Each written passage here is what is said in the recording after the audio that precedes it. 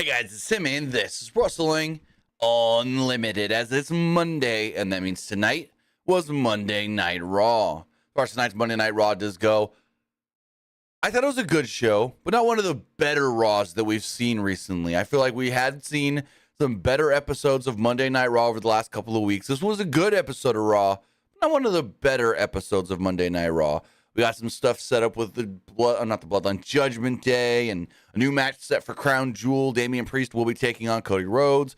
They tried to break Cody's leg, and then Cody tried to break Damian's at the end of the show, but Finn pulled him to safety. So we got a lot of stuff on this show, a lot of good things and whatnot that we're going to get into. Ivar. Apparently, they love Ivar backstage. I'm going to say that right now. There's been a lot of reports that Ivar's doing great work. They love Ivar's work, and apparently Eric ain't coming back anytime soon. His injury's that bad, so they're going to keep using Ivar, and I like it. I like Ivar being used on his own as a heel, doing good things. Johnny Gargano was on the show tonight. We had Logan Paul, which threw me off a little bit because I'm like, Logan Paul's setting up for a SmackDown program, but he's on Raw. But we'll get into all that and everything. But Luke, what did you think of tonight's Monday Night Raw? I will say Raw was a good show, but not a great show. Right. Like they got a show now, they got a match announced for Crown Jewel, and they kind of teased maybe something happening for Survivor Series, which we'll talk about later.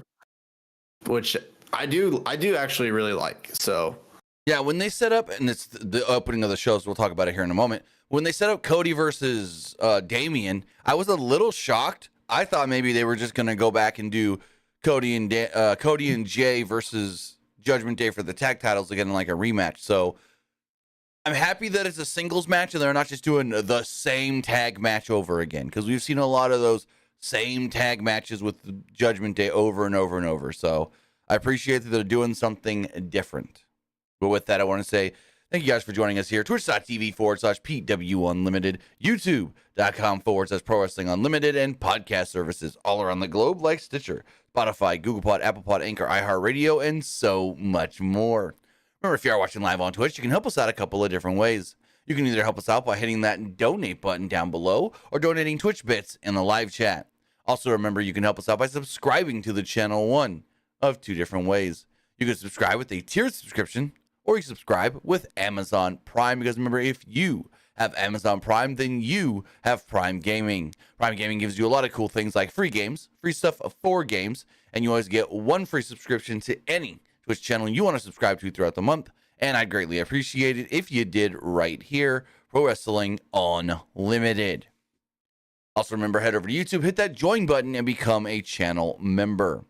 Finally, head over to the Epic Games Store. There's so many new things to buy right now, video game-wise. They got their Halloween sale going on. Alan Wake 2 is coming out. Sonic Superstars is out. Hot Wheels Unleashed 2. Ghost Runner 2. Go buy a game on the Epic Games Store and use this code right here. Use code PW Unlimited at checkout for all Epic Games and Epic Games Store purchases. Heck, Spider-Man 2 just came out on the PS5. We played it over the last 3 to 4 days on stream, twitch.tv/Timmy Buddy. Beat the game last night. But if you haven't even played Spider-Man 1, the remastered version is available on the Epic Games Store. Go play it. It's a freaking amazing game. And then you can get into Spider-Man 2 on the PS5. Heck, go claim the free games. Eternal Threads and The Evil Within are free right now. Also, get some bucks for Fortnite and Rocket League if you're a big fan of The Nightmare Before Christmas, because Jack Skellington is available in both. Jack Skellington is in both Fortnite and Rocket League. So go get him in both of those games, and when you do, put in the code PWUNLIMITED at checkout. You'll be supporting us here at no extra cost to you. But with that, Monday Night Raw tonight kicked off with our new WWE Undisputed Tag Team Champions, the Judgment Day's Damian Priest and Finn Balor. They entered the building after a recap of what happened at the end of last week's Raw. Balor was pumped up to be tag team champions again, and Priest said that the rest of the Judgment Day are taking care of business in the back, so don't ask any questions about why they're not out here in the ring. Priest was about to say that Judgment Day was back to running WWE, but he was interrupted by Cody Rhodes. Rhodes got a huge reaction from the crowd. Rhodes had some choice words and said, I want to speak to the leader of Judgment Day. Oh, wait. Rhea ain't out here. Because when he said, I want to speak to the leader, Finn and Damian look at each other and laugh and go, there's no leader. And then he says Rhea. He said he knew that they... Go for it. Did it feel weird that Rhea wasn't out there since, like, Rhea does, like, most of the talking for them? No, because we've seen recently when, like, Damian... We've seen her out there less recently, where they don't all four come out together all the time anymore, which is kind of weird. It's weird that all four of them weren't out there. Not just that just Rhea was missing. It's just weird that all four didn't come out there and it was only Finn and Damian. Because it's either, for some reason, it seems like it's usually all of them, two of them. Sometimes there's three. I don't know. It did feel weird that it wasn't just all four of them hyping each other up. I don't know. They're doing some weird things now with Judgment Day to where it seems like they're just trying to... It's inevitable that this group is going to break up and they're trying to stretch it out now. It kind of feels like. Am I wrong there? They're trying to stretch it to not break them up yet? I mean, it's going to happen. Yeah. But, like, I don't want it to happen quite yet. I'd say if they're going to do it, they'll probably maybe do it a little bit after, either at Royal Rumble or, like, a week or two after Royal Rumble. And like they set up later on in the show, JD's going to have to fight Seth now to try and get into the bloodline or the Judgment Day. So that's weird. Yeah, they're making JD do all the dirty work here. Where was I? Cody said that he knew that they thought there was no leader in Judgment Day, but, well, Dom Dom's not the leader. And Mami, well, she's always the one, quote, pulling the strings, calling the shot, and cutting the deals, including one with the bloodline. Rhodes turned his attention to Priest. Gave him a low blow last week, he said. Rhodes warned him that would not be the final shot in this fight. Priest reminded Rhodes that he also put him through a table. Priest said that people talk of Rhodes' story, but they didn't know what it was. All he could see was that Rhodes' story was one of failure. Rhodes threatened to fight him right here, right now. And he was like, I can't fight you right now. I got to fight Jay later. Priest said, but I'll fight you at Crown Jewel. We got a big pay-per-view coming up, so why not do it there? And Cody accepted. So it is official. Cody Rhodes versus Damian Priest in a singles match at Crown Jewel. Rhodes says he still wants to fight, and Priest was fine with that because Ripley and Dominic made their way down to the ring. Jay ran out to assist as Rhodes went after Priest. Jay took out Dom, but Balor took out Jay. Yeah, kind of weird that they came out later, but whatever. Rhodes set up the announce table, set up the announce table, but JD McDonough chop blocked him from behind. They pulmonized his leg before officials ran down. And there we go. Crowds booing as Priest proudly walked away. And JD followed him. So, yeah. I don't know. It kind of felt weird that they came out later, and then the JD thing and the tack and the leg. And it played into the end of the show when they're beating down Jay, and it took Cody too long to get out there to make the save. What did you think of this opening segment? I will say, I'm glad it's Cody versus Damian, not like Cody versus Dominic again. They got Cody doing something different for Crown Jewel. Right. What did you think of the opening segment? Opening segment wasn't bad. It was basically just trying to play in what was going to happen at the end. So, to me, it just felt like more of the same. Judgment Day's out there. They get into a brawl. They stand tall. It leads to something later. You know, I like Judgment Day, but the way they're using Judgment Day is starting to get a little too repetitive, in my opinion. I feel like right now they're just struggling for something new because they're really trying to get to War Games. Yeah. If that's the route they go. Well, here's the other thing. There was a report, was it Friday or over the weekend or something? War Games may end up being Raw versus SmackDown. So if that's the case, what the heck? If it is actually Raw versus SmackDown, who's going to be the teams? Could you use Judgment Day as just the representatives of Raw? And then add maybe... So, what did they do last year? Was it 4 or 5? It was Bloodline versus... No. How many people? It was 5. 5 on 5? Bloodline. They had Roman, yes. the Usos, Solo, and Sammy versus the Brawling Brutes, McIntyre, and Kevin Owens. Yeah. So you can do like Judgment Day and 2 other people on Judgment Day and McIntyre. There you go. But it's just, I don't know. I thought I knew where they were going with War Games. Then they moved Kevin Owens to SmackDown. That threw me all off. But we'll see where it goes. I feel like it would be pretty easy for to get like a men's team for Raw, but I feel like it's going to be difficult to get one for SmackDown, I believe. So if we look at SmackDown,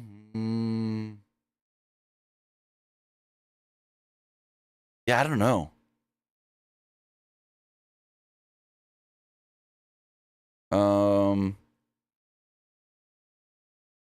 Looking. Michael Cole said that Wade Barrett had some big moments at the American Airlines Center over his career. Barrett mentioned he won his season of NXT and beat John Cena at Hell in a Cell 2010. Cole reminded him that the New Day also retired him in this building. I forgot all about that. They really messed up with the Nexus, I will say. What do you mean? Not entirely. I remember when they did that Team WWE versus the Nexus match at SummerSlam, people were basically complaining, why did the Nexus lose? Why they should have had them win and stuff. I mean, I can see the argument, but they shouldn't have won. Oh, there was also a rumor saying that Cena didn't want to lose that match. Oh, that I don't know. That was just a rumor. Yeah. I don't think that's true. I've never really heard much of Cena didn't want to lose. Cena wouldn't do the job. Usually if it was best for business, Cena would do it. So I don't know. It's an interesting one. Okay. So here's my question to you. What is an old storyline that you look back on now and is they should have booked it the opposite way? Or they should have done it a little bit different?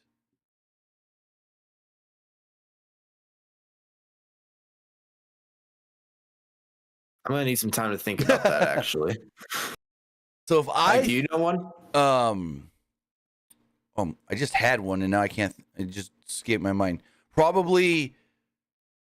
I know one. What? I know one, actually. They should have had Shinsuke beat AJ at Mania. That's what they should have done. Oh, for sure. Okay. If we're going that route, we can do that the same night. They should have had Asuka beat Charlotte. It was the same. I mean, that one's a little difficult because that was the time where Carmella still had the Money in the Bank and she had to cash in on somebody. Okay. Have her cash in on Asuka. Asuka could have won at WrestleMania. And then you can say that her undefeated streak only ended because of Money in the Bank and not that she got actually beat. And then it's a caveat for Asuka to keep looking strong then instead of just, Charlotte beat her. Because how stupid was it that Asuka had to grab the mic afterwards and go, Charlotte was ready for Asuka. It made Asuka look so weak when she did that. I would have booked that differently. Yeah, I probably would have done that differently as well. Yeah. So that one. And then in hindsight, it gave us some good comedy on TV, but I wouldn't have made Austin the heel with Vince after WrestleMania 17. And Austin says it too, that he wishes they never did that and hadn't turned heel and aligned him with Vince. Because we got some funny stuff with Stone Cold and Kurt Angle. But other than that, it was kind of just meh. Like Stone Cold being part of the Alliance and running that group, kind of. That was weird. What about AJ should have beaten Chris Jericho at WrestleMania 32, I believe. Oh, his first Mania? Yeah. I mean, honestly, for where they went with AJ, I don't think it mattered. I mean, AJ ended up going, and a year later, he was WWE champion. Less than a year later. He beat Jinder later that year for the belt. So I don't think that one was one where it was like, if they would have done it differently, things would have been different and better and whatever. So I think it's just, It would have. for his first Mania, would have made him a bigger name right off the jump with WWE, though. It would have helped. But like for him being like the new guy Right. in That's what I'm WWE, saying, probably yeah. should have he definitely should have won. Mm-hmm. Because like they kind of did it like weirdly after Mania. Like Exactly. like Jericho won, but like AJ got like the better like aftermath. Mm-hmm. Man, that would be a fun podcast topic to do. If WWE had booked matches differently, how would other things have been possibly different? That's an interesting topic. Like what matches or storylines would you have liked to seen booked the opposite direction, and what kind of effect could have that caused post that match or storyline? I saw someone make a YouTube video like, what if CM Punk never left WWE, and they're basically like predicted like That's a hard one.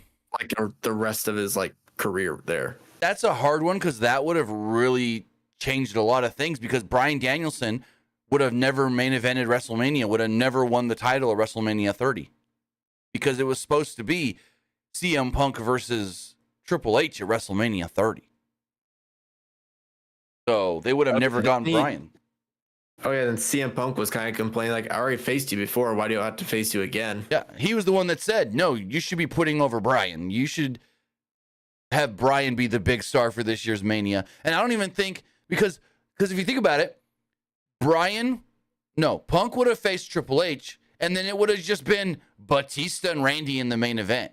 Because I don't think they would have gone the route of, if Punk beats Triple H, he gets the triple threat. No, I don't think that was the plan ever, until they started the Bryan stuff, and then Bryan's going to get incorporated into the main event in this. I think it was just straight up Triple H versus Punk. So that's the one that would have changed a lot of things, like a lot of things. But then what if like Mustafa Ali never got hurt because like Kofi Mania would have never happened. Yeah. Yep. What if? WWE What If instead of Marvel's What If. That's an interesting thing to look at. Yeah, we need to do a podcast like that. Yeah, that'd be fun. So, speaking of Kofi Mania, New Day took on Chad Gable and Otis. So, that was just a member of the Alpha Academy now, like full on? You think? Yeah? I feel like he might, maybe like an honorary member. Because he was out there with Maxine to root him on. Or maybe he's like their student. Well, that's what I'm thinking. He has to like officially earn a spot in the Alpha Academy. Right. He's basically just like a student there. Ooh, Tyreek has a good one. He says, having Mark Henry actually beat John Cena for the title. Like, if I think about that one, it's like, well, then where would they have gone? Because that one, I don't know. I don't know if I would have wanted Mark Henry to actually win. That's a tough one. What if go for it. What if Ryback actually beat CM Punk for the WWE Championship? Oh, Lord. This man. Because I know he claimed that, like, him not winning the belt really buried him, which I feel like even if he did win the belt, he would only have, like, a week or two of a reign, which still would have made sense. Yeah. Oh, I just had one and now I lost it. Damn it. Maybe it'll come back to me. But Cole did state that Tozawa was the latest recruit of the Alpha Academy, but again, didn't state exactly what his role in the group is and if he's with them full time and if we'll see him next week. I don't know. Gable and Otis gave Woods a Steinerizer. I don't know why I couldn't get that word out. But Kofi broke up the pin. Kingston then kicked Gable out of the ring, and Otis hit Kingston with the Caterpillar. Woods then fought back and tried to reverse Caterpillar worm, but Gable tagged himself in, grabbed him, and applied an ankle lock. Woods slipped out, and Otis tagged himself in. New Day then worked together on Otis. Kingston hit a Trouble in Paradise before wiping out Gable with a flip dive. Woods then hit Otis with the flying elbow and pinned him to pick up the victory. So there we go. New Day beat the Alpha Academy. Where this leads to, hopefully it's New Day versus Judgment Day for the tag titles, because I think those two against Finn and Damian down the line should be a really fun match. What do you think of this tag match? I mean, the match was good, but I feel like, in my opinion, maybe Alpha Academy should have won, because to me, I feel like the New Day, they're like guys where like if you beat them, it's not really going to affect them that much because they're already like well established in WWE. And I feel like it would have benefited Alpha Academy more. True. The way they're trying to like push Chad Gable. No, I get that for sure. But I do agree with you. Like New Day versus Judgment Day should be a really fun match. Right, but it's not going to happen until after Crown Jewel because Damien's now tied up with the Cody match, which there's really only one more Raw anyway. So if it doesn't happen next week, it can literally happen in 2 weeks or whatever. Because next week is the go-home show for Crown Jewel. What if next week they did, let's say, New Day versus like DIY winner faces Judgment Day for the titles after Crown Jewel? Well, then DIY is going to have to win because I don't want DIY losing. Much as I want to see, much as I want to see New Day get the shot, yeah, no, DIY ain't losing already. I mean, maybe it will suck that they would lose, but it could also just be a way that could like, what's the word I'm looking for? Like, try to like build them up or like hype them up more for like Mania, I would say. Maybe. Dave Avarino in the YouTube chat says, what happened to Randy Orton? Or where's Randy Orton? What happened to that guy? Well, obviously, you've been living under a rock for the last year and a half, my guy. Randy Orton's been out with the back issue. They had back surgery on. That's where Randy Orton's been. Randy Orton is slated to return in the next month, according to multiple reports. We'll see if it happens. He was at the PC recently doing something.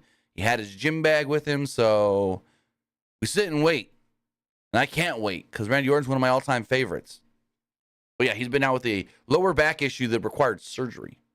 And at one point, doctors told him not to wrestle anymore. So he said, I want to come back. Jackie Redmond then interviewed Becky Lynch in the back. Redmond asked why she would defend her title back-to-back nights. Lynch acknowledged that Hartwell never got a chance to regain her title, and that's what this title was all about. You're wrong, Becky. Yes, she never got her rematch, but that's because she got a shot to get a shot and lost the shot. She was in a triple threat #1 contenders match and lost. So screw you, crybaby Indy Hartwell. You didn't deserve this match at all. Becky would go on to say, a chance for people to show what they're made of. Lynch knew that Lyra Valkyrie, I always butcher her last name. Lyra Valkyria. For some reason, I just want to say Lyra Valkyra. I just want to rhyme it. Lyra Valkyra. Why didn't they go with that route? Lyra Valkyra. It's Lyra Valkyria. I just say Lyra Valkyrie. That's what I say. That's the same way they spell like Valkyrie and like Taya Valkyrie. So well, there's an A at the end of Lyra's name. The end of Valkyria. But I get what you're saying. She says that she knows Lyra is here tonight. She's not looking past Hartwell, though. Lynch told Hartwell, welcome to the big time. This is whatever. We didn't see Xia Li being the creeper in the back watching Becky. Like, what the hell is going on with this broad? She attacks Candace later. The video package hyping up Ivar with Valhalla, no Eric. Like I said, they really want to push Ivar hard right now, especially with Eric out. I can see Ivar getting some really good high-profile matches. I want Ivar versus Gunther. Just give me Ivar versus Gunther, and Ivar hitting Gunther with a moonsault. That'd be a fun match, but Oh, yeah. I don't know if it'll like happen or anything. Oh, speaking of Gunther, did you see the TikTok and YouTube video deal that WWE put up with the Gunther Bronson Reed match and Big E?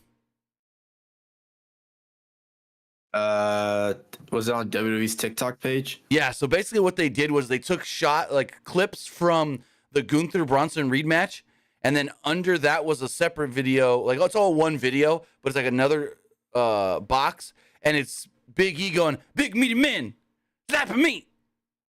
Basically saying this was a Big E approved Big Meaty Men match. Remember how we were wondering because Gunther isn't a bigger guy anymore if this would be considered Big Meaty Men? WWE says it is. Hang on, let me look real fast. Let me see. I could probably send When it. they post? I saw it this? on their YouTube as a YouTube short video, but hold on. I can find it for you really fast. Pretty quicker if I find it there. Why can't I? Shorts. I just saw it. I found it. I'm sending it to you on. How do I share this? Share. Here we go.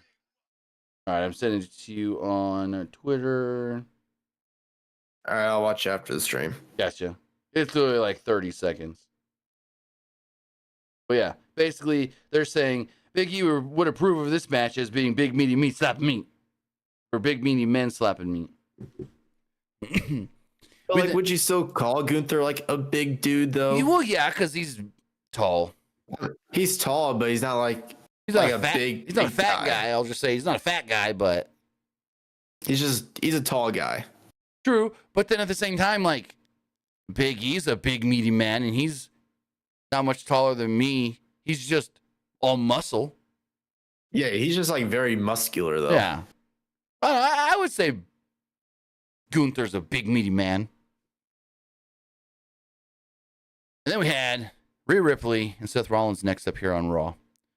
Ripley approached Seth Rollins in the back. She offered Judgment Day as insurance against Drew McIntyre. Rollins laughed and said Ripley must have lost faith in Priest, and that's why she's been making all these deals. Rollins knew why Judgment Day would want the world champion, but wondered why he would want them. Ripley said alliances could change. If Rollins joined them, maybe Priest would cash in on someone else, and they'd have all the gold. Without Judgment Day, Rollins could never have a title reign like Roman Reigns, especially with the conditions of his back. Judgment Day could have his back and make people acknowledge him. Rollins removed his glasses and told her he didn't want anything like that. Ripley then said, quote, "That wasn't a no. Think about it. Think about it." So then they tell us that Tegan Nox was injured last week on NXT. Natalya approached Indy Hartwell and Candice LeRae and was like, "I just want to offer you some words of wisdom and some advice against Becky. Unfortunately, Tegan was hurt last week, so she's not here with me," and da-da-da-da-da. And then they said Lyra Valkyria will be at ringside for the upcoming match, which was Becky Lynch defending the NXT Women's Championship against Indy Hartwell in a 9-minute match. There really was nothing to this match. Like, it was just a match on Raw. Did nobody any favors. Indy didn't look great. Becky looked okay. It's like, The announcer said that Hartwell has the strength advantage, and she drove Lynch into the barricade ahead of a commercial break. Hartwell hit a diving elbow to the back for a 2. Hartwell then cut off Lynch's comeback with a big boot for a 2. Hartwell went to the top, but Lynch brought her down with a superplex. Lynch immediately went for the armbar, but Hartwell hoisted her up and hit the powerbomb for a 2. Hartwell then followed this up with a spinebuster and got another 2 off of it. They traded cradles here before Lynch finally booted her and applied the disarmor, with Indy tapping out and Becky retaining the belt. Becky then immediately went to ringside. Well, actually, she shook Indy's hand, then went to ringside and went face-to-face with Lyra. All of a sudden, in the back, they show Candice LeRae watching and then getting attacked by Xia Li. Lee decked her and said, "That was a warning for you and Hartwell." A warning for what? What the hell are they doing with Xia Li? I don't understand any of this Xia Li stuff. Especially like when Becky was like, you can get a shot after you ask for a shot and the others get their shot. Like, because Becky said it was last week or whatever, when Xia's like, why haven't I got a shot? Like, first off, this is Monday Night Raw. Why are we so fixated over the NXT Women's title instead of Rhea defending her title? Like, she is a crown jewel, but she barely ever does. Anyways. What did you think of the match and Xia Li attacking Candice backstage? I mean, the match was just there, in my opinion. Honestly, it was basically trying to like do a storyline where like Indy never lost the belt, so I deserve a rematch kind of thing, and they just want to get that out of the way. But again, and the whole Xia, go for it. And the whole Xia thing, like, it doesn't make sense to me. I feel really bad for Candice, though. She's basically just being like the extra, just getting beat up. Well, they've always kind of treated her like that, if I'm going to be honest, even in NXT. Yeah, but at least like down the line, she at least gotten some like title shots, though, and she was a former tag champion in NXT. True, but it's like they fed her to Io, they fed her to Shayna. Like, she was just the one where it's like, we know you can pull off good matches, so we're going to give you shots at the belt against these women to put on good matches, but you ain't ever going to win the belt, which is a shame. Because Candice is, I mean, if you've seen any of Candice's pre-WWE work, like before she signed with WWE, she may have been one of, if not the best, overall female worker on the indies. But then she goes to WWE, and she's doing great for herself and whatnot. But she's just another woman on the roster, if I'm honest, which sucks. I mean, they also made her, like, at least made her something, like, during the way. True. But also, I feel like during her time in NXT, like, when she first joined, it was also kind of hard to compete, in my opinion, because they also had, like, Shayna, Io, Rhea. Yeah. So it was just hard to compete with that. Right. So then Adam Pearce told security to be ready for tonight's contract signing. Nick Aldis then approaches and asked for a word. Pearce was a little annoyed, but Aldis tried to smooth things over with him. He's like, hey, I was just trying to show my authority last week on SmackDown, and I'm sorry if I got off on the wrong foot with you. He's like, I'm a rookie. I made an error by escorting you out of the building. He said, we just want some friendly competition, and will you accept my apology? Pearce knew what it felt like to be the new guy. He called it water under the bridge. Pearce welcomed him to stay for the rest of Raw and watch how it's done. I like that line. He's like, you can watch how it's actually done. Like, let a vet show you how to run a show. They shook hands. After Aldis left, Pearce asked the referee to double their number of security guards tonight. Reminds me of... You about to say what I think you're going to say? Go for it. This reminds me of like early 2000s WWE where like both managers hate each other and they got like double security, so like nobody from Raw or SmackDown tries to like interfere with their shows. I thought you were gonna say this felt like 2017 building up to Survivor Series Raw versus SmackDown when the other brands kept invading the other brand's show. Like, this is gonna lead to something like that here right after Crown Jewel. They're going to get brand supremacy, and like Aldis is going to show up with a SmackDown roster behind him attacking Raw or something. And that's how we lead to War Games. Under siege. There you go. But That was actually a great. That was like a great Survivor Series storyline right there. They had the Shield versus the New Day. Mm-hmm. I just feel like Man, that was cool. The way Adam Pearce is like, we need double security. Is like he feels like all this is gonna do something, and more SmackDown guys could show up, or I don't know. It's just weird. It's exactly what it made me feel. Was like, oh, Adam Pearce thinks that something big's gonna happen, and not just because he didn't say number of security during the contract signing. He just said we just need to double the number of security overall tonight. Is how it came off to me. And speaking of the contract signing, that came up next. It would be cool, actually. Go for it. Let's say, like Nick Aldis said, we're struggling to find another member for Team SmackDown, so I'll go ahead and represent our brand. I've thought that from the jump, that he's gonna end up on Team SmackDown if it's SmackDown versus Raw. Because I saw a few people on Twitter saying why do they not have Nick Aldis like as a wrestler?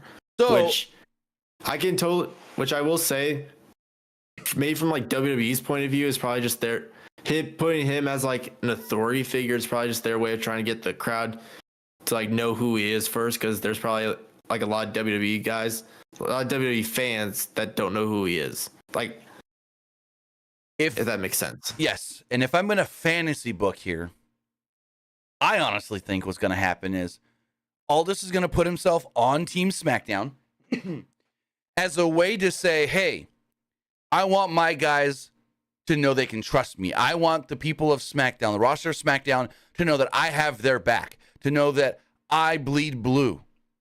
And so he's going to wrestle. And then we're going to know that this guy can wrestle and he's really, really good.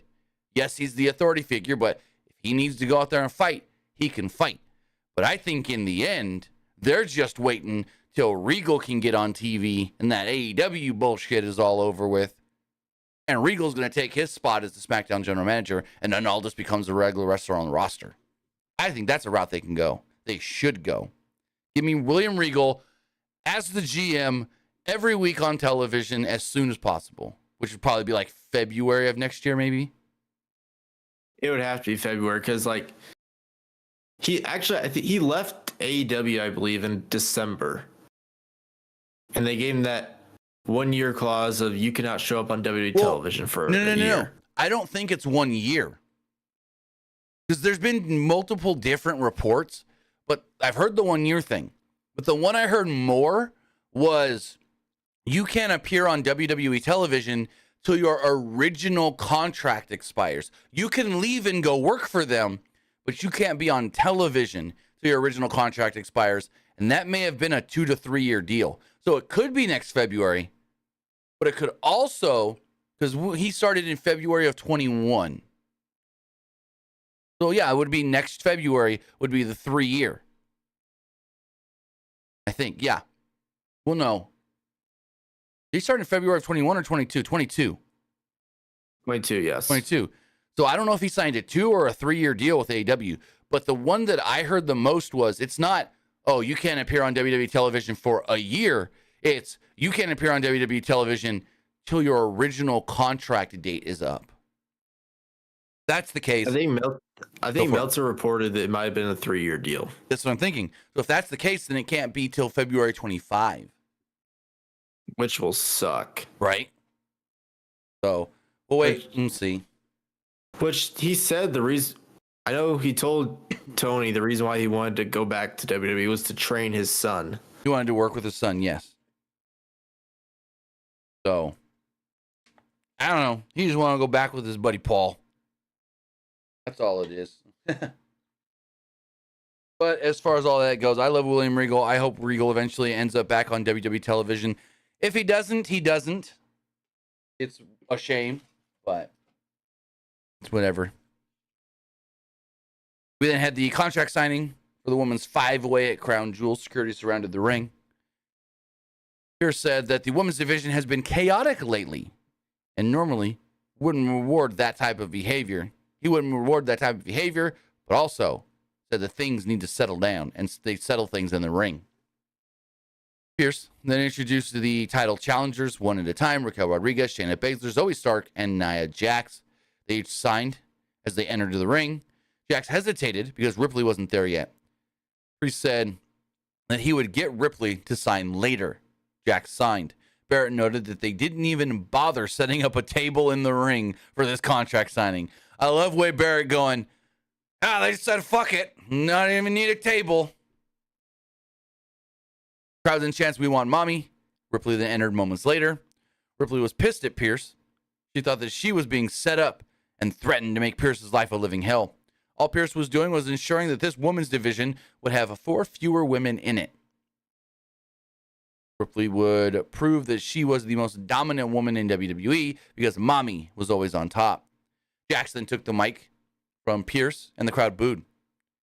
This is where I thought I was hearing fake crowd noise. Jax said that Ripley was smart. Ripley remained on the apron, and Jax figured she wanted her to squash the rest of the women first. Jax was insulting the other women, particularly Rodriguez, because she was from Texas. They're in Texas, but it's different. Rodriguez is South Texas. They're in North Texas. Anyways, there's a big difference there. Jax spoke slowly to Rodriguez, so Rodriguez punched her. Security immediately hit the ring to separate all 4 women. They all chucked the security guards aside and got into a brawl as Ripley watched in amusement. Rodriguez and Jax then stood tall, so even more security guards hit the ring to separate them. Rodriguez then broke things up and clotheslined Jax, but Jax bounced off the ropes and laid her out with the Samoan drop. Ripley again just smiled and waved. So Zoe and Shayna look like afterthoughts, right? Basically. Like, why are they even in this match? It should have been a triple threat to start with. Probably. I honestly feel like this. I don't know if they actually take the belts off Rhea, but I feel like if they are, this would probably be the best way to do it. Just to, like, make her not look weak and not have her get pinned. Well, who wins? Raquel? Nia? Zoe? It would have to be either Raquel or Nia. I would think Raquel. Well, yeah. I would prefer it to be Raquel, honestly. Honestly, I kind of just want it to be Nia Jax just to see how the fans react. Oh, the fans are going to be pissed. Right. They're going to be pissed. I mean, she said something basically responding to, like, all the hate she gets from fans. Right, yeah. Which I feel bad. Like, I really do. Ludwig Kaiser told Giovanni Vinci that he needed him to take out Johnny Gargano tonight. Vinci says he understood. Bronson Reed showed up and said that he was ready for round 2 against their boss. Kaiser invited Reed to go tell Gunther that himself, and Imperium left. Tozawa then showed up and challenged Reed to a match. Reed politely declined because he was feeling merciful. Tozawa then chopped him and screamed and challenged him again. Reed then accepted and said, quote, "It's your funeral." And then he left. Excuse me. Maxine Dupree then ran in and told Tozawa, not him. He was worried and figured Gable wouldn't be happy. According to Cole, Tozawa was on social media that he was ready to try out and so forth. But yeah, I don't know what they're doing with the Tozawa stuff. It's weird. He's basically a comedy guy, which he's been for a while. Yeah, he's been since the Cruiserweight division died. Because he was great in the Cruiserweight division, 205 Live and all that. I really want him to go back to NXT where he can start to showcase, like, really good matches again. Yes. Totally agree. Give me Akira Tozawa versus Nathan Frazier. That'd be fun. That'd be real fun. Ooh, give me Tozawa versus Axiom. Oh, yeah. I like that one. So then, speaking of Imperium, Johnny Gargano took on Giovanni Vinci in a match that was less than 3 minutes long. Kaiser was on the apron threatening to get into the ring, so Tommaso Ciampa suddenly appeared and took him out. Gargano then hit Vinci with the one final beat and pinned him to pick up the victory. Also in the middle of this match, they aired like a 20-second ad for a movie, which is weird. But yeah. What was the movie again? I don't even remember. I wasn't paying that much attention. It was it was after a game or something. Yeah, I don't even know. But like that movie looks nuts though. What was it? No, it wasn't Five Nights at Freddy's, was it? Oh, yes, it was, because that's going. Yes, it was, because Five Nights at Freddy's is going into theaters on Friday, but it's also dropping on Peacock at the same time. This Friday, you can watch it in theaters or on Peacock. It is Five Nights at Freddy's. I'd watch it on Peacock, honestly. Oh, so would I. I'm going to watch it for sure on Peacock this weekend. Yeah, now that you say it was Five Nights at Freddy's, now I remember. Yes. Yeah, everyone in the chat saying Five Nights at Freddy's. Yeah, that movie's going to be nuts. Like, I've never played the game myself. I've watched people play it. The movie looks good. Like, it looks like it's going to be a good horror movie. I remember seeing someone play it on their iPad when I was in grade school. Oh, Lord. Like, that's how... Jeez, I already feel old. God damn. I'm trying to see for that movie. Are reviews out yet? I don't think they are. Let me see. Hold on, give me 1 second. Oh. Uh-oh. It looks like they may not be really confident in this movie. How bad is it on Rotten Tomatoes? No. Here's the thing. This happens with video games too.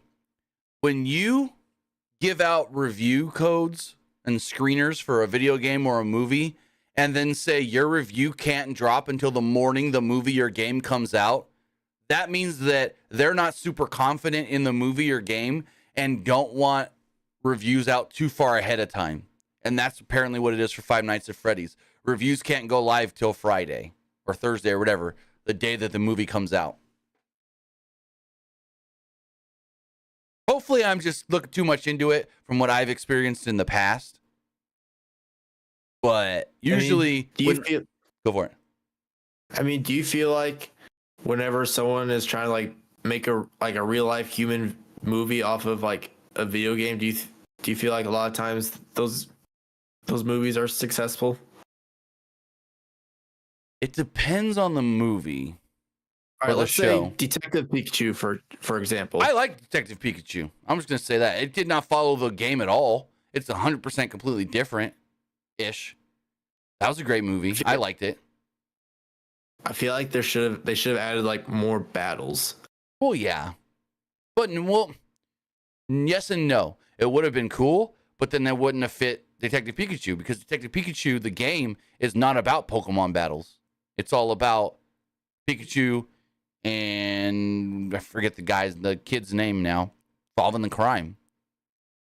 So they need to make another one though. The new game, I'm pretty sure there's a new Detective Pikachu game coming out.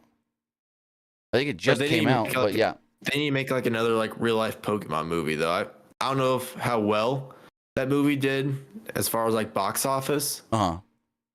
But I would love to see them make it like another real life one. Well, I mean, if you look at like video game movies and stuff, most of them are not all that great. The Last of Us. Remember the Mario one in like the 80s or 90s? Oh, yeah, in the late 92, I want to say it was. I could be wrong on that date. That was awful. Yeah, no, that was bad. But the Super Mario animated movie was really good. I mean, that's different. Last of Us, that was great on HBO. Now, I am a huge Uncharted fan and will say that the Uncharted movie was a letdown for me if I'm basing it off of Uncharted. But if I'm basing it off of just the movie itself and not on the games, I really like the Uncharted movie as a movie. But then when I go back and everything I know from the Uncharted games, because I've played every single one at least twice, I go, yeah, they did this wrong, this wrong, this wrong, this wrong, basing it off of the game. But if it's just, oh, it's a treasure hunt movie with two guys and the girl or whatever, I loved it. So it just depends on how you look at different franchises and different movies and shows and whatnot. Like the last couple Tomb Raider movies, the Angelina Jolie Tomb Raider movies were okay. The last couple ones were a lot better. Let's get back to Raw. There was a Shinsuke promo. Nakamura said a brutal beating for him was a beautiful thing, and he was happy to give Ricochet the experience. Nakamura was looking for a new opponent who would inspire the yet-to-be-seen self within him. He said, quote, who is worthy enough to set me free? So are they just going to go full-on crazy heel Shinsuke now? That's what it seems like. Give me like just crazy ninja warrior Nakamura or something. Have we seen that in him, like when he was in New Japan? What? Like crazy Nakamura, crazy heel Nakamura. I mean, we've seen heel Nakamura, sorta. Most of the Nakamura I remember in New Japan, and I'm going to be completely honest, most of my New Japan watching was like 2013 and now, maybe 2014 to now. So I don't have a lot of extensive background knowledge of New Japan per se. But I remember most of the stuff that I ever saw was like he was babyface for the most part, did some things heel, but more babyface than anything. So I don't know, to be honest. Remember that awesome Wrestle Kingdom entrance he had? Oh, yeah. Remember the awesome Wrestle Kingdom match he had with AJ? That one, yeah. Yeah. So Logan Paul comes out. Crowd booed Paul, who responded with, Dallas, Texas. Wow. So much love. Paul said the boxer he beat was dropped by his fight league and said it sucks to be that guy. Paul said that he was a free agent too. When he beats Rey Mysterio for the United States title, he would give everyone something to talk about. Maybe he would show up on Raw and defend that title there as well. Please no. I want Logan Paul to beat Rey for the belt. I'm going to say that right now. But I don't want him showing up on Raw with the belt because we got brands and we need to keep titles on the respective brands, even though they don't do it with NXT. Yeah, I do feel like Logan's going to beat Rey because, like, I think he needs to. People in Saudi actually, like, really respect Logan Paul. I mean, that was basically the reason why he faced Roman last year in Saudi. All right, so let me get your opinion on this because I sent out a tweet the other day, and I was like, I love everything Logan Paul does in WWE. I think he's a really, really good wrestler and good on the mic most of the time and just an overall really good WWE superstar. But then anything that he does outside of WWE, I can't freaking stand the guy. I don't know how you feel, but that's just my thing. It's like I felt the same way. I felt the same way, honestly. Yeah, I love everything he does in WWE. He's a great, almost perfect WWE superstar. But then, like, what about his, the stuff he does outside of wrestling, it's just like I can't stand the guy. What about his like impulsive podcast though? Do you ever listen to that? I've only listened to the Cody episode and the Seth episode, so no. And then I'll catch clips here and there that pop up on my Instagram feed or my TikTok or YouTube shorts, but no, I never watch his podcast or listen to his podcast. I mean, like, I'll watch clips. I don't really watch like the full thing. I'll watch clips of his podcast, and there's like some stuff that aren't even like that bad. Yeah. But him as a person, though, I can't stand the guy. But I never really I never really liked his videos. I always thought he was a very like controversial person. Well, see, I never watched his WWE. I never watched his YouTube videos or anything. So I honestly knew who he was before WWE, but never really followed his content, if that makes sense. So He almost got canceled, I believe, in like 2015 after over the dead body video. Yeah. I'm surprised he recovered from that. Surprised WWE signed him because of that. Like I thought WWE would never sign him in spite of whatever. Anyways, Dominic comes out, big ovation from Paul. Paul was happy to see Dom. The crowd booed. Dom's promo was drowned out by the volume of the crowd, which again felt like some fake booze here. Paul put over Dom and said he overcame his deadbeat dad to become a champion of an entire continent. Paul remembered that being on Raw meant his favorite ring announcer was here. He invited Samantha Irvin into the ring. She shook her head. Paul said that she deserves her flowers for everything she does for this organization. Irvin then reluctantly entered the ring. Paul said that he knew it was hard for her to announce him as the winner at SummerSlam over her fiancé, Ricochet, but she did it because she was a professional. Paul wanted a preview from Crown Jewel and asked her to announce him as the new United States champion. Ricochet then ran down and tackled Paul. Dom tried to help Paul, so Ricochet decked him. Ricochet went for a dive on Paul, but Dom got in the way. Ricochet was about to hit Dom with a move off the top, but then Paul pulled Dom out of the ring. Ricochet then checked on Samantha. So, yeah, that was an interesting one. Are we building? They really got Ricochet doing a lot of random stuff. Yeah, right now. and that's building up to Ricochet versus Dom next week, right? It's next week? I believe is what they said. I believe so, yes. Gotcha. Yeah. Because I know they announced the match, but I can't remember if they said it was next week or not. But yeah, Ricochet's just the extra I still like guy. what they're doing with Logan. I still like what they're doing with Logan Paul and like the Samantha Edward stuff. Irvin, yeah. I don't know why I said Edward. It's just like we said before. Ricochet feels like the extra guy. You need to throw somebody in there that's going to give you a good match no matter who the opponent is. Ricochet. I mean, at first, like when Triple H took over, he wasn't really like that. Right. Like people were saying, like when Triple H first took over, people were saying like the one guy that really benefited when Triple H took over was Ricochet, but now it doesn't seem that way. I totally agree. We then had, this is random, Chelsea Green and Piper Niven against Natalya and Nikki Cross. The story here was that Nikki Cross wasn't her usual self. Cross slowly got down into the ring for the match. She took so long that they started the match without her. When she finally did get on the apron, she started blankly. She stared blankly and didn't know what to do, and then left.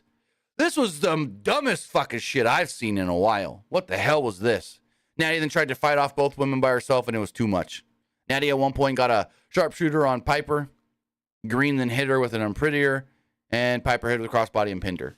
What kind of dumb shit was this? Like, I can't even try to defend this. This was stupid as hell. Oh yeah, this is pretty bad. Yeah, like Nikki Cross right now they're struggling. They're struggling with the women's division, like the women's tag division. I will say. Yeah, like Nikki Cross couldn't even get to the ring in time, so they just said, "Screw it, start them." What? I don't know. And then she just leaves. This is some stupid ass shit. Is she supposed to be a zombie? It's Halloween season. Is she supposed to be a zombie or something? I don't know. Probably. But Drew McIntyre approached Jay in the back. Jay wasn't happy to see him. McIntyre sarcastically said that he wasn't sorry for what happened last week because he couldn't possibly imagine what it felt like to lose a title because of the bloodline. He told Jay, get over it. Nick said, I just learned Nikki Cross is still on the roster. Yeah, we did too last week when she randomly appeared. No, 2 weeks ago when she randomly appeared backstage perched up on a little box. I forgot all about Nikki Cross too. I also forgot Xia Li is still in this company, and Xia Li is attacking women backstage now for no goddamn reason. Oh, because Becky won't give her a shot at the NXT Women's title.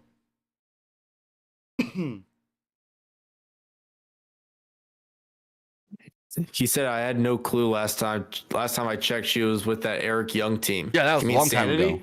Yeah, he's talking about Sanity. Does WWE still own like the trademark Sanity? Because I know another wrestling company used it because like they did like the whole like Sanity reunion. I can tell you right now. Let's see.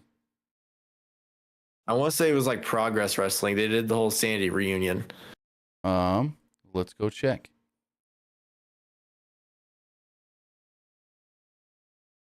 Bum, bum, bum, bum.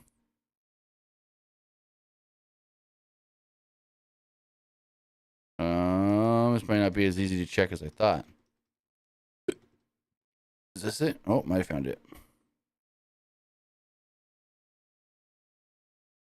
Nope, that's not it. Give me 1 second to check something else.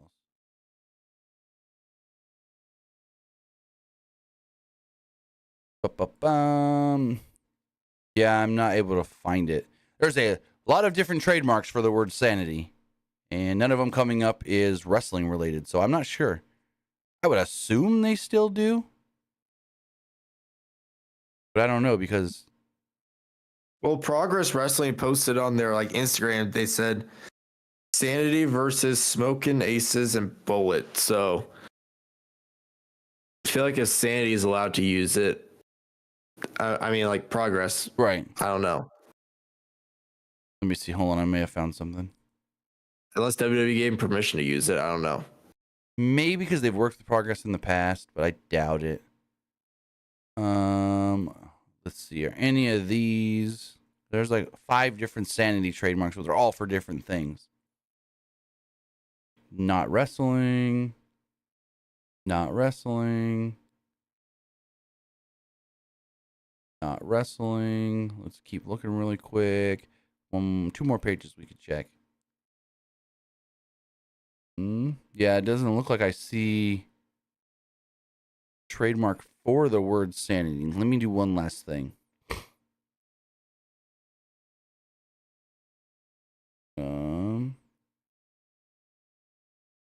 Words, boom, boom, boom. Yeah, no, I'm not seeing it. I'm not sure, actually.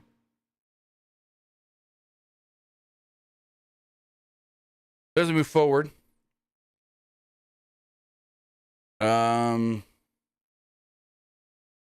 Miz confronted Pierce and complained about something before Ripley would appear with the contract. She signed it and gave it to Pierce. She told him she was keeping the pen.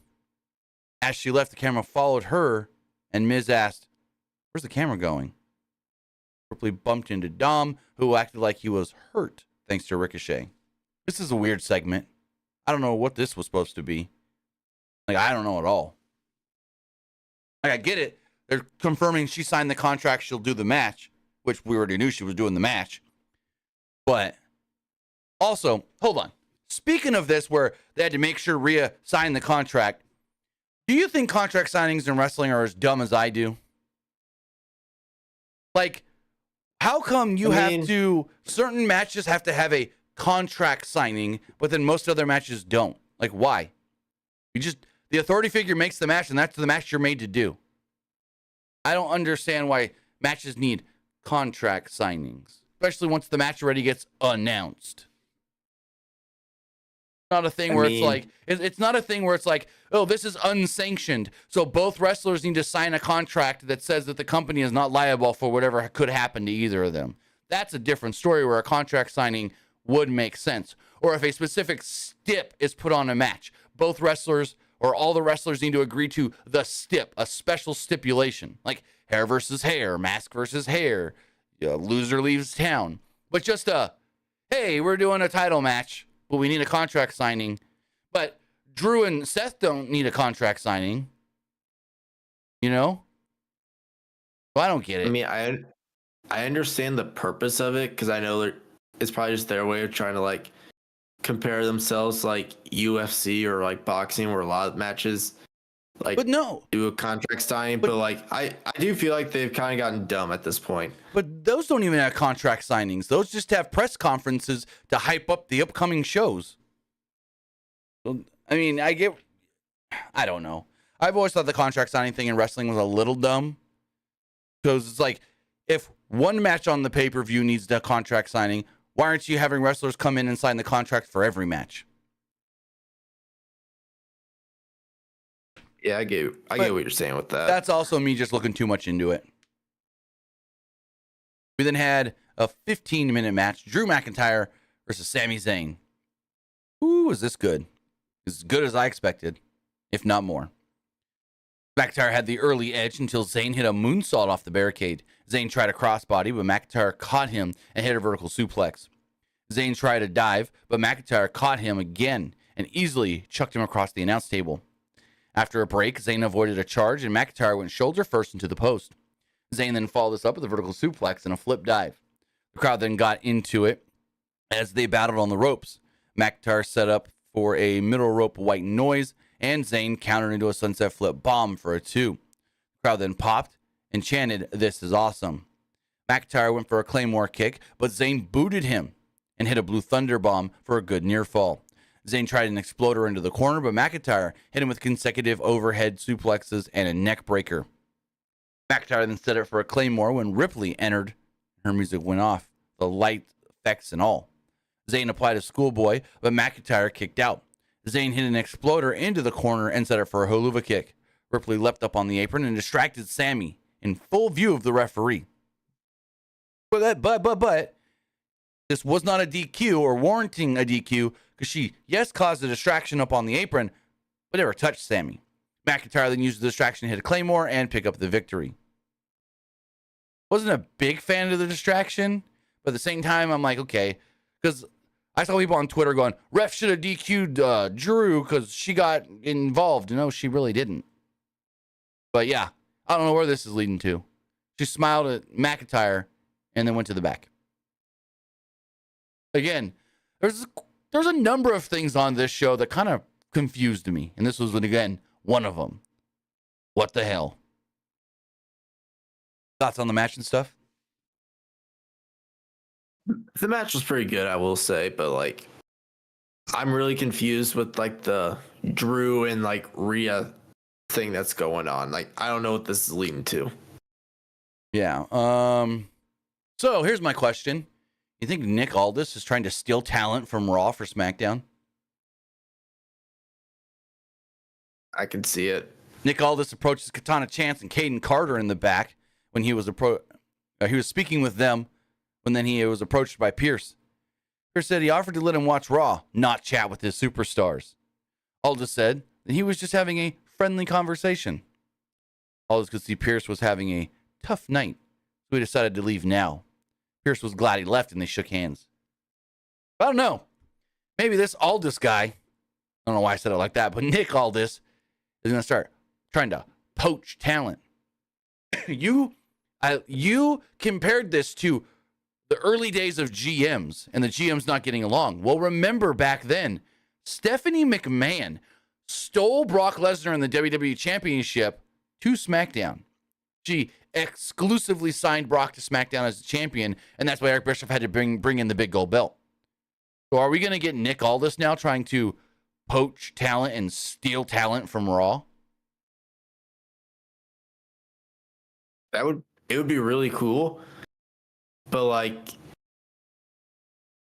if that's the case, why would he want to try to take Todd Chance and Caden Carr? Like, no disrespect to them whatsoever, but like, that's the route. Then why would he try? He'd try to like go after someone big, like maybe like a Finn Balor or like a Drew McIntyre or a Sami Zayn. Unless he just wants more women on his roster that he can start building. I don't know. Also, the other thing you would have to look into is, okay, is he stealing talent from Raw? Does that mean they're signed to Raw? If they're signed to Raw, I don't know. There's too much to look into it with this, but it is interesting because I think that's what Adam Pearce was alluding to when he's like, I said you could stay and watch the show, but not talk to my wrestlers. So I don't know. Then we got an expressionless. I mean, if that is the case.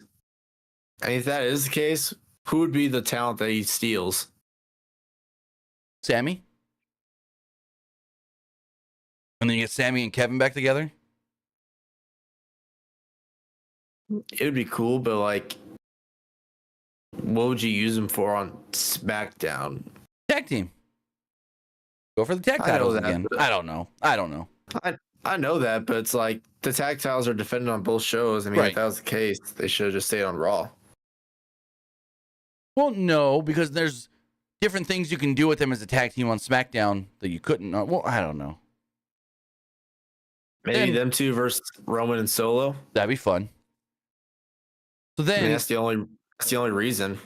right, this segment then ends with an expressionless Nikki Cross who walked by Pierce. And so Pierce said, "I need a drink." Getting very weird. We then had Bronson Reed versus Akira Tozawa. Match went 2.5 minutes, and Maxine was out there with Tozawa. There were chants of, "Let's go Rangers, Astros suck," during this match. I assume that was towards the end of the game, and people must have been watching it on their phones. Because I didn't know, I knew the game was tonight, and I was keeping kind of up with the score, but I didn't know if when the game had ended. But yeah. I was mainly watching the football game because I had Kittle on my fantasy team. Gotcha. But think about it, though. Astros, Rangers, North Texas versus South Texas. They're in North Texas. Rangers beat the Astros, and so they were happy there in Dallas. Also, Reed won with a Death Valley driver and a tsunami. Nothing to the match. It was a squash. Then, I wonder what they're gonna do with Bronson Reed next. Good question. Do they have him go back to Gunther? I mean, I wouldn't hate a second match, but I don't want him to just be given a second match. I want him to earn it. Yeah, that's what I'm saying. Maybe he beats a whole bunch of guys and then he goes back to the belt. So Gable gave Tozawa some words of encouragement in the back. New Day were there too, and DIY joined them. Otis gave Tozawa a Dallas Cowboys title belt, and he tried to do the same little dance he did last week, though. Great self-promotion for them, I will say. Yeah. So that was like Fastlane when Pat came out with the Colts belt. Again, great self-promotion for them. Mm-hmm. Rollins approached McIntyre and congratulated him on his first win as a member of the Judgment Day. I like that. McIntyre said that Ripley almost cost him the match, and it was Rollins who spoke to her earlier. Rollins got serious and said that he didn't need Judgment Day to beat Drew. Rollins said, quote, "May the best man win." And McIntyre said, "Oh, I will." As far as next week's SmackDown or Monday Night Raw does go, next week on Raw, we do have Seth Rollins versus JD McDonough. Candice LeRae is taking on Xia Li. Johnny Gargano and Tommaso Ciampa will finally team up together to take on Imperium's Ludwig Kaiser and Giovanni Vinci. And in a non-title match, Dominic Mysterio will take on Ricochet. Barrett did say that this is the first match for DIY as a team in 3 years. That was wild. Jesus. Yeah. I miss black and gold in NXT. Oh, so really. I mean, obviously. I mean, NXT, they're doing fine right now, but it's I miss black and gold though.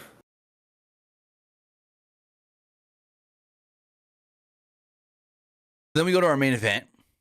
Damian Priest against Jey Uso. Match itself goes a little over 12 minutes long. Jey hit a dive ahead of a break early on, and Priest was in control following said break. Not really anything happened before the break. They went to break 90 seconds, 2 minutes in. Barrett told us that Priest had been dominating the first 5 minutes of this match, which makes sense. 2 minutes on the show, 3-minute commercial break, 5 minutes.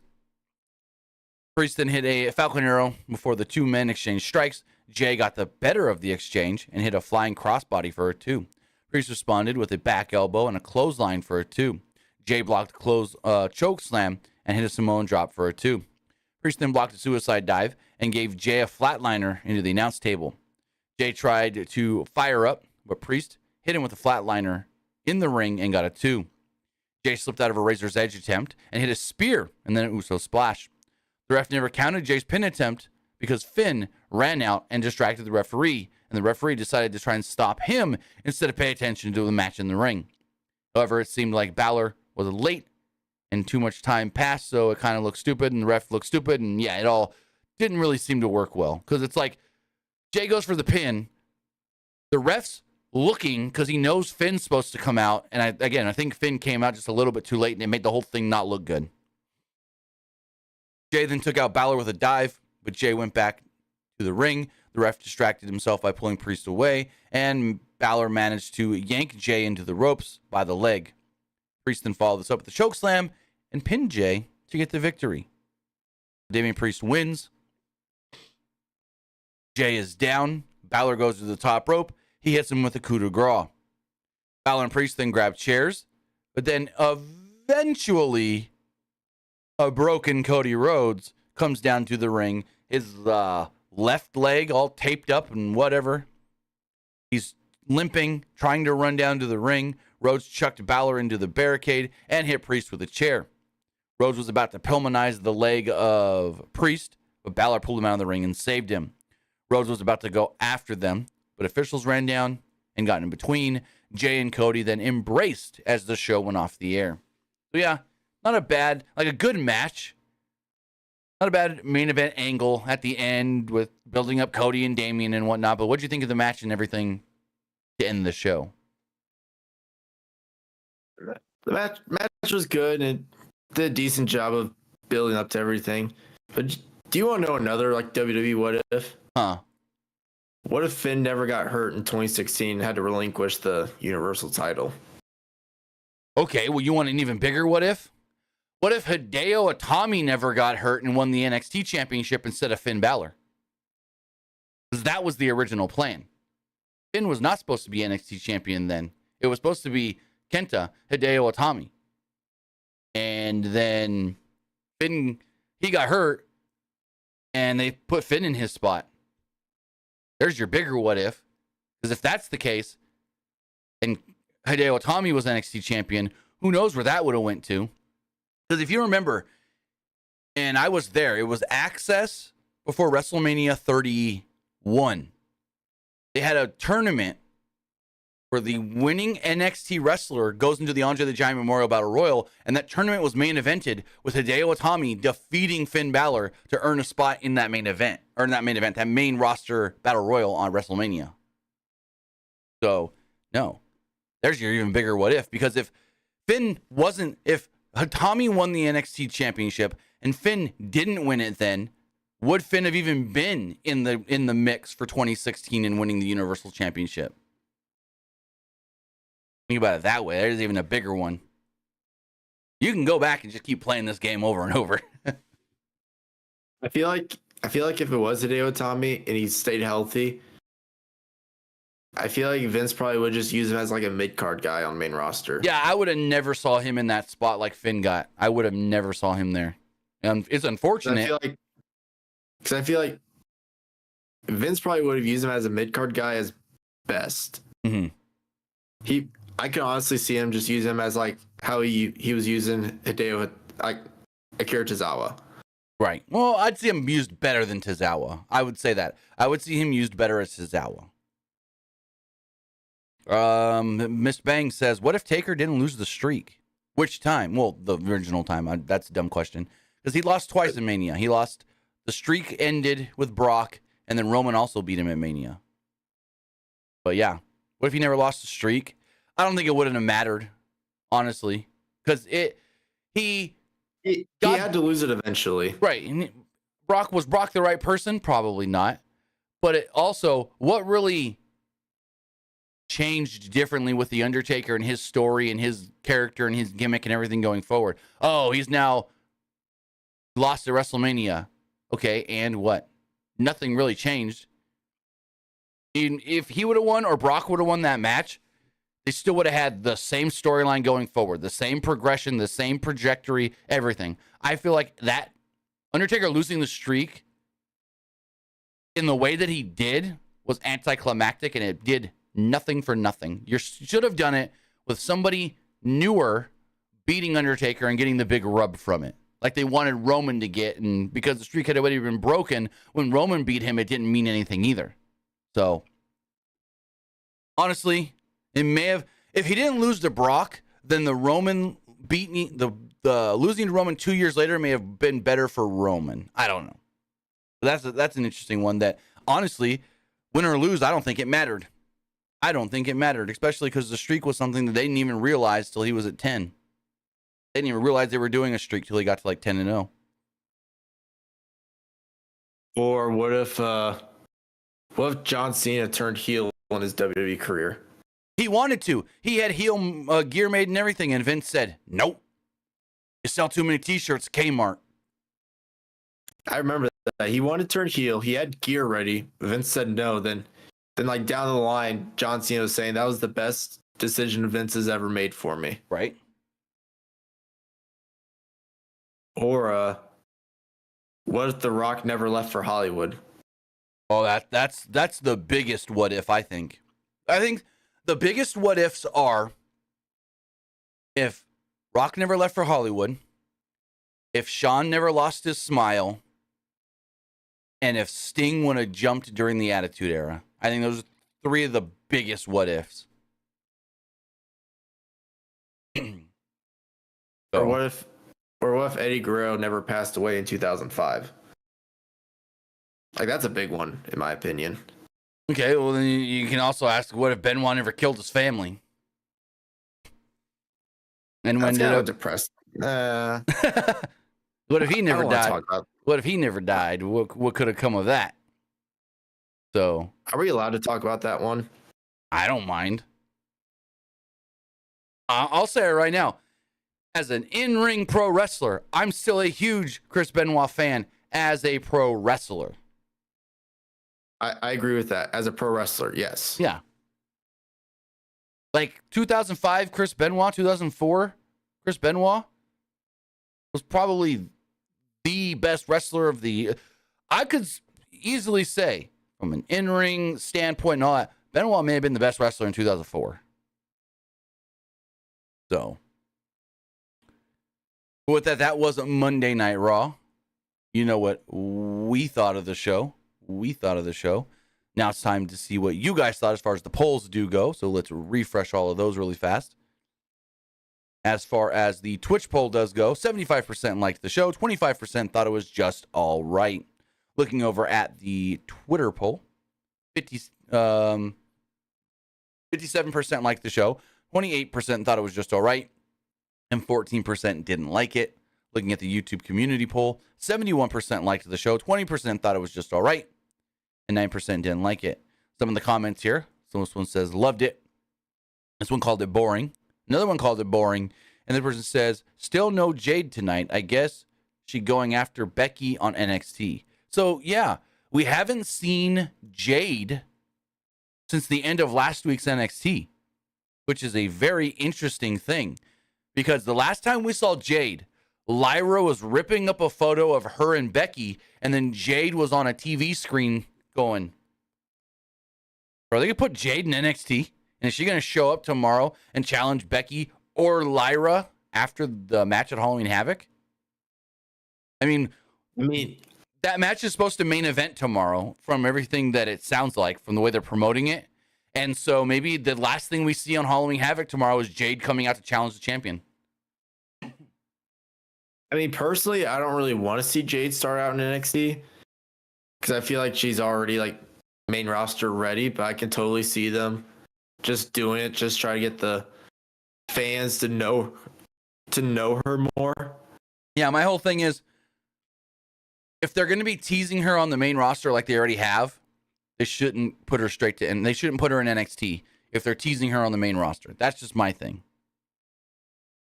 King of Uko says Jade is too green. I mean, yes and no. Yes, she's pretty green, but also she was in the ring in AEW with a lot of other green females that couldn't carry her. So in WWE, you have all these other good wrestlers that can carry her and make her look good. That's going to be just leaps and bounds different. Her matches are going to look so much better now in WWE because she has women she can work with that she can learn from. She's not working with women of her same level or under her. She's working with women that are 90 to 100 times better than her, that she can learn from, that can help her, that can make her look good. So, yes, she's green, but she's also now with a better women's division, in my opinion. A more experienced women's division that can make her look good. But as far as the YouTube live poll does go, 67% liked the show, 22% thought it was just all right, and 11% did not like it. But with that, I want to say thank you for joining us here. Twitch.tv/PWU Unlimited, YouTube.com/Pro Wrestling Unlimited, and podcast services all around the globe like Stitcher, Spotify, Google Pod, Apple Pod, Anchor, iHeartRadio, and so much more. Luke, tell them where they can find you. You can find me over at Twitter X at Petke_21. And you can also find me over at Twitch at the Luke Petke. With that, guys, have a great rest of your night. I don't think I'm going to go live later on Twitch, twitch.tv/TimmyBuddy, playing any games tonight. What the plan is tomorrow, I'm going to start Super Mario Wonder. I've already played like 1 or 2 levels in that game, and I go, oh, this is a game I need to be playing on stream. So we're going to stream that game starting tomorrow night, Super Mario Wonder, on twitch.tv/TimmyBuddy. But with that, guys, have a great rest of your night, and I'll see you next time. Have a good one, guys.